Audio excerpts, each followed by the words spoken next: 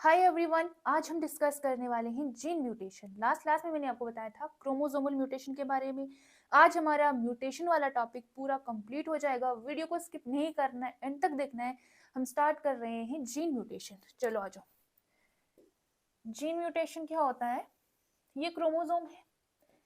Chromosome के अंदर ऐसे डीएनए होता है, ठीक है। क्रोमोसोम बेसिकली डीएनए और प्रोटीन से बना हुआ है, ठीक है। इस क्रोमोसोम को मैं थोड़ा बाहर खींच लेती हूँ, इस डीएनए को मैं थोड़ा थोड़ा बाहर खींच लेती हूँ, और इसको मैं थोड़ा यू नो खोल लेती हूँ। थोड़ा बड़ा करके मैंने इसको खोल लिया, ठीक है। अब ये जो डीएनए है, डीएनए के अंदर आपको पता है कि इसमें क्या होता है, बेसेस होते हैं, बेस पेयर्स होते हैं, जो कि बेस पेयर्स होते हैं डीएनए के, जो कि कॉम्प्लीमेंट्री होते हैं, ठीक है। इसके अंदर क्या होता है, ऐसे A T G C A T, ठीक है। ए सी जी टी और ए, यहाँ पे ये नाइट्रोजनस बेस होते हैं। मतलब ये डीएनए किससे बना है, इसके अंदर क्या होते हैं, नाइट्रोजनस बेसेस होते हैं। नाइट्रोजनस बेसिस हमारे पास कितने टाइप्स के हो जाते हैं? नाइट्रोजनस बेसिस हमारे पास कितने हैं? 2 टाइप्स के हैं। प्यूरीन है हमारे पास और पिरिमिडीन है, ठीक है। प्यूरीन और पिरिमिडीन। प्यूरीन में क्या आ जाता है? एडेनिन। दूसरा कौन सा है? ग्वानिन, ठीक है। पिरिमिडीन में क्या है, जो एडेनिन के साथ पेयर करेगा वो क्या है? थाइमीन। और जो ग्वानिन के साथ पेयर करेगा वो है साइटोसिन। ये नाइट्रोजनस बेसिस है। अब ये नाइट्रोजनस बेसिस एक दूसरे के कॉम्प्लीमेंट्री हैं। कभी भी प्यूरिन प्यूरिन के साथ पेयर नहीं करेगा, कभी भी पिरिमिडिन पिरिमिडिन के साथ पेयर नहीं करेगा। मतलब एडेनिन कभी ग्वानिन के साथ पेयर नहीं करेगा, थाइमिन कभी साइटोसिन के साथ पेयर नहीं करेगा। ये ऐसे पेयर करते हैं, एडेनिन हमेशा थाइमिन के साथ पेयर करेगा एंड ग्वानिन हमेशा साइटोसिन के साथ पेयर करेगा। अब जीन म्यूटेशन क्या है? क्रोमोसोम के नंबर में कोई चेंज ना आए, क्रोमोसोम की शेप में कोई चेंज ना आए, बल्कि जीन के अंदर, अब आपको पता है जीन क्या है, एक सेगमेंट है डीएनए का जो कि कंप्लीट आरएनए को कोड करता है। मान लो यहाँ पर वो जीन था, मान लो यहाँ पर एक जीन है। अब मैं अगर यहाँ पर जितने ये जो बेस पेयर्स है, जो नाइट्रोजनस बेसिस, अगर इसमें मैं कोई एक रिमूव करके कोई और घुसा देती हूँ, मान लो यहाँ पर मैं जी की जगह पर मैं टी कर देती हूँ, मैं यहाँ पर टी कर लेती हूँ। अब जी को हटा के मैंने टी कर दिया, तो पूरी की पूरी जीन में चेंज नहीं आ गया? तो जीन म्यूटेशन क्या है? क्रोमोसोम के शेप में, क्रोमोसोम के नंबर में कोई गड़बड़ ना आए, बल्कि जीन के अंदर खराबी हो जाए। इस जीन के अंदर मैंने जी की जगह पे टी डाल दिया, तो पूरा का पूरा जीन में फर्क आ गया, पूरा का पूरा जीन खराब हो गया। This is called gene mutation. This is called gene mutation. मान लो यहाँ ये वाला जो जीन है, इसमें कोई खराबी आ जाती है, तो क्या क्रोमोसोम की शेप पे कोई फर्क पड़ेगा? क्रोमोसोम का नंबर ज्यादा होगा कम होगा, इसमें कोई फर्क पड़ेगा? नहीं पड़ेगा, क्योंकि जीन के अंदर चेंज हो रहा है। डीएनए है, डीएनए के अंदर एक सेगमेंट है, उसमें चेंज हो रहा है। This is called gene mutation. और इसमें हम बहुत सारे मेंडेलियन डिसऑर्डर्स भी पढ़ते हैं, जैसे थैलीसीमिया हो गया, सिकल सेल एनीमिया हो गया, हेमोफीलिया हो गया, बहुत सारे मेंडेलियन डिसऑर्डर्स भी हम इसमें पढ़ते हैं जीन म्यूटेशन। अभी आप इसका स्क्रीनशॉट ले लेंगे, फिर मैं आपको टाइप्स बताती हूँ। टाइप्स पे आ जाओ। पॉइंट म्यूटेशन, और दूसरा कौन सा है? Frame shift mutation. Point mutation क्या होता है? इधर आओ। ये एक डीएनए है, डीएनए के अंदर यहाँ पे एक्स वाई जेड कुछ भी लगा लो, मान लो A T C C G A T, T A G G C T A, ठीक है। पॉइंट म्यूटेशन क्या है? एक पॉइंट पे अगर कहीं पे भी एक पेयर का, एक सिंगल बेस का भी चेंज मिलता है, मतलब अगर आपको सिंगल बेस में भी चेंज मिलता है या पेयर में भी कहीं चेंज मिलता है, अगर ये पूरा का पूरा पेयर खराब हो रहा है या एक बेस, सिंगल बेस भी खराब हो रहा है, उससे हम बोलते हैं पॉइंट म्यूटेशन। क्या बोलते हैं उसे? Point mutation. फॉर एग्जांपल मैं फिर से क्या करती हूँ, मैं क्या करती हूँ, मैं जी को हटा करके मैं यहाँ पर टी लगा देती हूँ। एक पॉइंट पे ही म्यूटेशन हुआ है, ठीक है, this is called point mutation.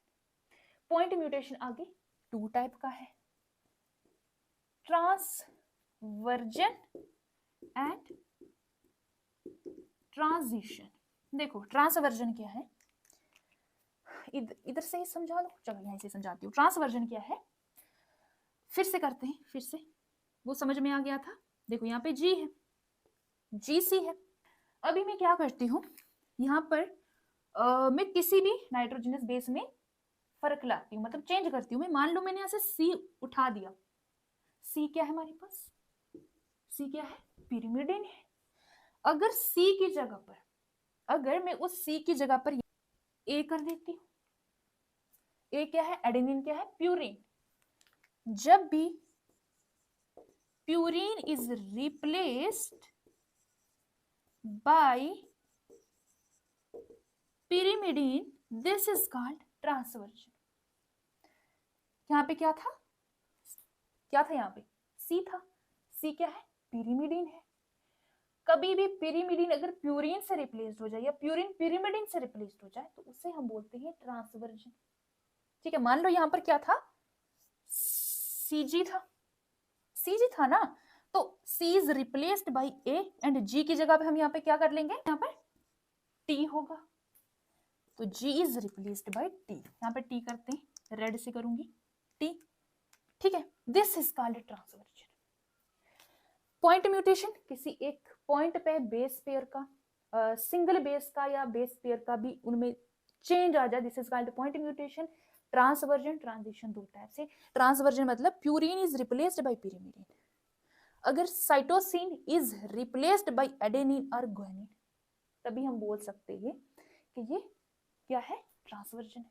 Transition पे हो, ट्रांजिशन में क्या होता है, purine is replaced bye purine and pyrimidine is replaced bye pyrimidine। गंदा गंदा लिख रही हूं, है ना। Purine is replaced bye purine and pyrimidine is replaced bye pyrimidine। For example किसी और में मैं चेंज करती हूँ, अब इधर बात सुनो, देखो मैं किसी और में करती हूँ। फॉर एग्जाम्पल मैं ए को हटा रही हूँ, मैं एडेनिन को हटा करके वहां पर जी लगा देती हूँ।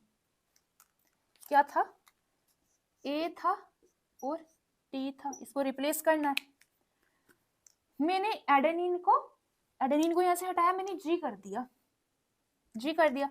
अब यहां पर टी को हटाया, मैंने टी को हटाया और सी कर दिया, टी को हटाऊंगी और सी कर दूंगी। This is called transition.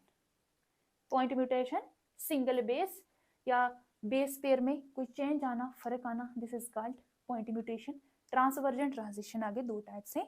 Transversion जब प्यूरिन pyrimidine से रिप्लेस हो, दिस इज कॉल्ड ट्रांसवर्जन। और वो ये ट्रांजिशन क्या है, जब प्यूरिन से और pyrimidine से रिप्लेस हो जाए, this is called point mutation. समझ में आ गया। पॉइंट म्यूटेशन में एक एग्जांपल पढ़ लेते हैं अभी हम, इससे पहले आप इसका स्क्रीनशॉट ले लेंगे।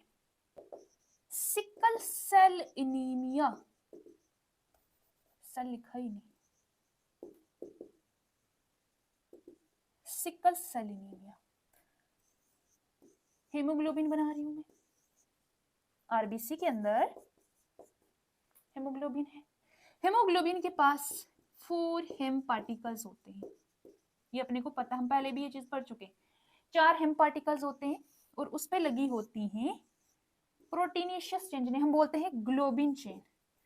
यहाँ नहीं लिखूंगी, यहाँ लिखूंगी ग्लोबिन चेन, जो कि प्रोटीन की बनी होती है। 2 अल्फा चेन्स होती हैं और 2 बीटा चेन्स होती हैं, ठीक है। जबकि ये प्रोटीन की बनी है तो इस पे अमीनो एसिड्स होंगे, ठीक है। 4 हेम पार्टिकल, ये मैं एक हेमोग्लोबिन बना रही हूँ, HB एक haemoglobin, 4 haem particle, 4 proteinaceous chain, 2 alpha chain, 2 beta chain. अब अगर ये प्रोटीन की बनी है तो अमीनो एसिड्स होंगे, तो यहाँ पे मान लो यहाँ पे अमीनो एसिड 1 2 3 4 5 6 7 बहुत सारे बना लेती हूँ मैं, ठीक है, इतने सारे मैंने बना लिए।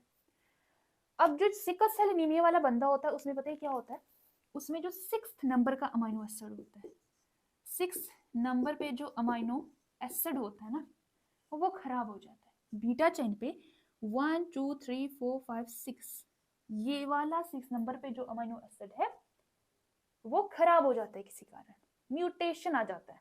देखो होता क्या है, ये क्यों खराब होता है। मान लो ये डीएनए है, ठीक है, डीएनए। अब आपको पता है डीएनए से आगे आरएनए बनता है, तो मान लो यहाँ पर ये आरएनए बना, डीएनए में खराबी आई, आरएनए खराब बना, आगे जो प्रोटीन बनेगा प्रोटीन खराब बनेगा। डीएनए से आरएनए, आरएनए से प्रोटीन, प्रोटीन खराब क्यों बना, यहाँ पर जो 6 नंबर का अमीनो एसिड वो खराब क्यों हुआ, क्योंकि आरएनए खराब था। आरएनए खराब क्यों हुआ, क्योंकि डीएनए खराब था। मैं आरएनए की बात कर रही हूँ अभी, जैसे यहाँ पर होना चाहिए था GAG, ठीक है, प्लेस होगा ये, तो यहाँ पर क्या होता है GUG। यू क्यों होता है, क्योंकि मैं आरएनए की बात कर रही हूँ। आरएनए में टी नहीं होता, टी की जगह यू होता है, ठीक है। अब जैसे आरएनए के अंदर होना चाहिए था GAG, बट क्या आ जाता है JUG। मतलब यहाँ पर A is replaced by U, A is replaced by two. A क्या है, हाँ प्यूरिन है। यू क्या है हमारे पास, यू क्या है भाई, यू पिरिमिडीन है। अब यहाँ पे कौन सी म्यूटेशन हुई है, पॉइंट म्यूटेशन में कौन सा हुआ, ट्रांसलेशन हुआ, ट्रांसवर्जन हुआ। यहाँ पे क्या होता है, जब एडेनिन यूरस मतलब यू से, देखो एडेनिन क्या है, प्यूरिन है, यू क्या है, पिरिमिडीन है। जब प्यूरिन पिरिमिडीन से रिप्लेस हो जाए, ठीक है, या पिरिमिडीन प्यूरिन से, प्यूरिन पिरिमिडीन से रिप्लेस हो जाए, तो उसको हम क्या बोलते हैं, यहां लिख रही हूं, ट्रांसवर्जन, ठीक है। अब यहाँ पे बनना था ग्लूटामिक एसिड। नॉर्मली क्या बनना था, ग्लूटामिक एसिड। 6 नंबर का जो अमीनो एसिड है उसमें खराबी आने की वजह से यहाँ पर बन जाता है वैलिन। बनना था ग्लूटामिक एसिड और बन जाता है वैलिन। इतना सबको क्लियर हुआ, इतना सबको क्लियर हुआ, हो गया point mutation. Sickle cell anaemia हम पढ़ते हैं, क्या हुआ, पिरिमिडीन प्यूरिन से, प्यूरिन पिरिमिडीन से रिप्लेस हो गया। यहाँ पर 6 नंबर का अमीनो एसिड खराब हो गया, और इसका नाम सिकल सेल एनीमिया क्यों पड़ा, क्योंकि देखो ये जो जब ये यहाँ पे ये बीटा चेन खराब हो जाती है, यहाँ पे जो अमीनो एसिड है 6 नंबर का, जब ये खराब हो जाता है तो इसके खराब होने की वजह से इसका इफेक्ट पड़ता है आरबीसी पे। आरबीसी की नॉर्मल शेप क्या होती है, ऐसा होता है, ऐसा होता है आरबीसी शेप। तो जब जिस बंदे को सिकल सेल एनीमिया हो गया ना, तो उसका आरबीसी का शेप ऐसा हो जाता है, ऐसा हो जाता है। सिकल पता है, धराटी, जैसे हम घास काटते हैं तो उस शेप का, वो कैसी होती है, वो ऐसी नहीं होती है, ऐसी कुछ होती है, यहाँ से पकड़ने वाला होता है और यहाँ से घास काटते हैं, तो सिकल की तरह पे आरबीसी की शेप हो जाती है, इसीलिए हम इसको बोलते हैं sickle cell anaemia. Point mutation हो गया, स्क्रीनशॉट ले लो। अब हम कर लेते हैं frame shift mutation. Frame shift mutation gene mutation का आगे टाइप है। फ्रेम शिफ्ट म्यूटेशन कर लेते हैं। ये डीएनए है, नाइट्रोजनस बेसिस बना लो, ATC CGATCAA, ठीक, इसको हम बोलते हैं टेम्पलेट डीएनए। टेम्पलेट डीएनए क्यों, क्योंकि इससे आगे आरएनए बनना है, डीएनए से आगे आरएनए बनना है, ठीक। अब मान लो मैं ये वाला आरएनए है, अब आरएनए बनाना है, UAGGCUAGT,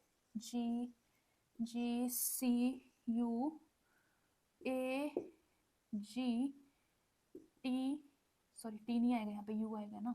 डीएनए से आगे आरएनए बना, अब अगर आरएनए से आगे प्रोटीन बनानी है।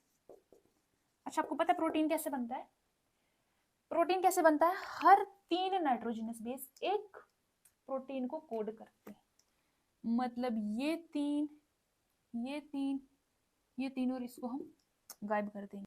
अब आगे इनका भी 3 बनेगा, ये इसको ये इसको ये इसको कोड करेगा। मान लो हर 3 नाइट्रोजनस बेस एक प्रोटीन को कोड करते हैं।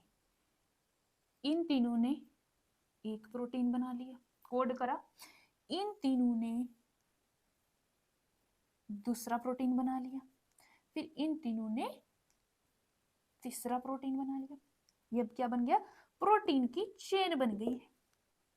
ठीक है, अब अगर मैं यहाँ पे इसमें इस डीएनए में अगर मैं एक एक्स्ट्रा नाइट्रोजनस बेस घुसा दूं तो क्या होगा? अगर मैं एक एक्स्ट्रा नाइट्रोजनस बेस घुसा दूं इसमें तो क्या होगा? फिर क्या होगा देखो, मान लो मैं यहां पर ए घुसा देती हूं, मैं यहां पर ये जो सी और जी है इसके बीच मैंने ए घुसा दिया। ठीक है, अगर यहाँ पर ए है तो यहाँ पर भी चेंज आएगा, ए का आगे क्या आएगा, मान लो यहाँ पर अब यू आ गया है, तो अब क्या होगा देखो, पहले हम कैसे पढ़ रहे थे, ATC CGA TCA UAG GUC AGU, यही पढ़ रहे थे। अब हमने जब एक एक्स्ट्रा नाइट्रोजनस बेस घुसाया तो अब हम कैसे पढ़ेंगे, ATC CAG ATC और ये ए तो अलग ही हो जाएगा, इधर से हम पढ़ेंगे UAG GUC UAG और यू को तो हम बाहर कर देंगे। अगर यहाँ पर एक एक्स्ट्रा नाइट्रोजनस बेस घुसाने की वजह से, ठीक है, पूरा का पूरा कोडॉन चेंज हो जाए, पूरा का पूरा फ्रेम ही चेंज हो जाए, ये पूरा का पूरा फ्रेम ही अब चेंज हो गया। पहले हम क्या पढ़ रहे थे, ATC CGA TCA ऐसा पढ़ रहे थे, बट अब हम ऐसा वैसा नहीं पढ़ रहे, अब हम पढ़ रहे ATC CAG ATC, इधर भी UAG पढ़ रहे थे, GCU पढ़ रहे थे, AGU पढ़ रहे थे, अब हम पढ़ रहे UAG GUC CAG पढ़ रहे। तो अगर एक नाइट्रोजनस बेस घुसाने की वजह से पूरा का पूरा फ्रेम ही शिफ्ट हो जाए, पूरा का पूरा कोडॉन ही चेंज हो जाए, इसे हम बोलते हैं फ्रेम शिफ्ट म्यूटेशन। समझ में आया फ्रेम शिफ्ट म्यूटेशन? मतलब ये नाइट्रोजनस बेस है, डीएनए से आगे आरएनए बनेगा। अब आपको पता है हर 3 नाइट्रोजनस बेस एक प्रोटीन के लिए कोड करता है, ये तीनों ने कोड करा, एक प्रोटीन बना, इन तीनों ने कोड करा, ये प्रोटीन बना, इन तीनों ने कोड करा, ये प्रोटीन बना। अब क्या होता है, एक्स्ट्रा नाइट्रोजनस बेस मैंने घुसा दिया तो पूरा का पूरा फ्रेम ही चेंज हो जाना। अब हम जैसे पढ़ते थे हम वैसा नहीं पढ़ पा रहे, अब हम कुछ अलग पढ़ रहे। This is called frame shift mutation. ठीक है, जहां मतलब कोडोन ही चेंज हो जाए उसे कहते हैं फ्रेम शिफ्ट म्यूटेशन। ठीक है, अगर मैंने एक नाइट्रोजनस बेस डीएनए में घुसाया है, अगर डीएनए में चेंज आया तो आरएनए में भी चेंज आएगा ना, क्योंकि डीएनए से आगे आरएनए बनना है। ठीक है, अब आरएनए में चेंज आ गया है, फिर आगे प्रोटीन भी तो अलग बनेगा। This is called frame shift mutation. Frame shift mutation की आगे 2 टाइप्स हैं, इंसर्शन एंड डिलीशन। इंसर्शन क्या हो गया, for example same has red car, same has red car, example के तौर पे समझा रही हूं। अब मान लो मैं इसमें एक्स्ट्रा नाइट्रोजनस बेस घुसा देती हूँ, घुसा दूं, एक एक्स्ट्रा नाइट्रोजनस बेस में घुसा देती हूँ। मान लो मैं पहले, अभी हम ऐसा पढ़ रहे हैं SAM HASREDCAR ऐसे पढ़ रहे हैं। अगर मैं एक एक्स्ट्रा नाइट्रोजनस बेस घुसा दूं, मान लो मैं यहाँ पे T घुसा देती हूँ, तो अब क्या पढ़ोगे आप, पहले सैम हैज रेड कार पढ़ रहे थे, अब आप क्या पढ़ोगे, TCAMHASREDCA। क्या पढ़ रहे हो अभी हम, TSAMHASREDCA। ये इसका कोई सेंस है? अब ये पूरा का पूरा चेंज हो गया, दिस इज कॉल्ड इंसर्शन। अगर आप एक एक्स्ट्रा नाइट्रोजनस बेस घुसा देते हो उसमें चेंज आ जाना इज इंसर्शन। इंसर्शन का मतलब कि इंसर्ट करना है, घुसाना है। अब ये अलग चीज बन गई है। वैसे ही डिलीशन में क्या है, सेम हैज रेड कार। ठीक है, अभी अगर इससे मैं एक नाइट्रोजनस बेस में डिलीट कर देती हूँ, अभी आप कैसा पढ़ रहे हो, सेम हैज रेड कार पढ़ रहे हो। मान लो मैं यहां से H को रिमूव कर दिया, मैंने एक नाइट्रोजनस बेस को रिमूव कर दिया। अब आप क्या पढ़ोगे,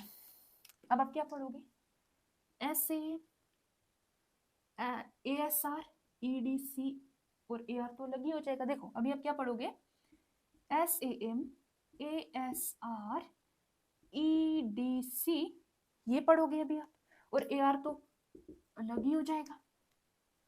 सेम असर EDC, पता नहीं क्या क्या हो गया, यहाँ पे चेंज आ गया। This is called deletion.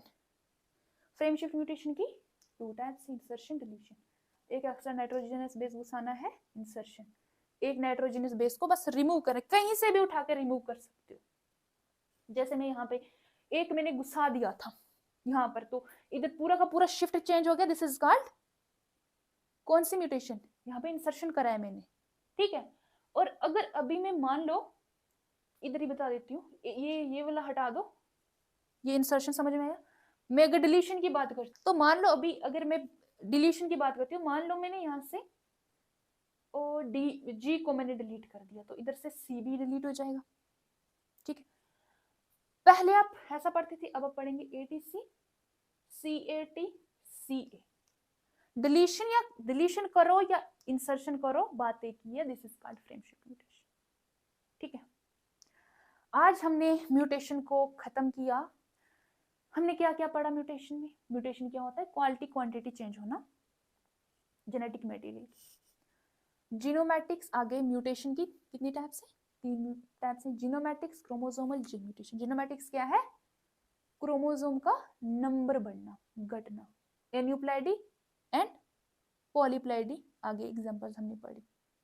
Chromosomal जीनोमैटिक्स में क्रोमोसोम का नंबर बढ़ना या घटना। क्रोमोसोमल म्यूटेशन में क्रोमोसोम की शेप, स्ट्रक्चर बिगड़ना, क्वालिटी बिगड़ना। जीन म्यूटेशन क्या है? जीन म्यूटेशन में क्रोमोसोम का नंबर वैसा रहे, क्रोमोसोम की शेप वैसी रहे, बस जीन अंदर जो एक जीन है, जैसे जीन है, जीन के अंदर खराबी आ जाए, अंदर जीन के अंदर खराबी आएगा तो हमें थोड़ी पता चलेगा कि क्रोमोसोम के नंबर में तो कोई इफेक्ट नहीं आएगा ना, जीन ही तो खराब हुआ है, क्रोमोसोम की शेप भी नहीं बिगड़ेगी। This is called gene mutation. I hope आज का लेक्चर आपको समझ आया होगा, पसंद भी आया होगा। अगर वीडियो अच्छा लगा हो, यूजफुल लगा हो, सब कुछ समझ में आ गया हो, वीडियो को लाइक कर देना। एंड चैनल पे गलती से पहली बार आए हो तो चैनल को सब्सक्राइब कर देना। टेलीग्राम का लिंक दे रखा है डिस्क्रिप्शन बॉक्स में, ज्वाइन हो जाना। I will see you in the next lecture. Thanks for watching this video and bye bye.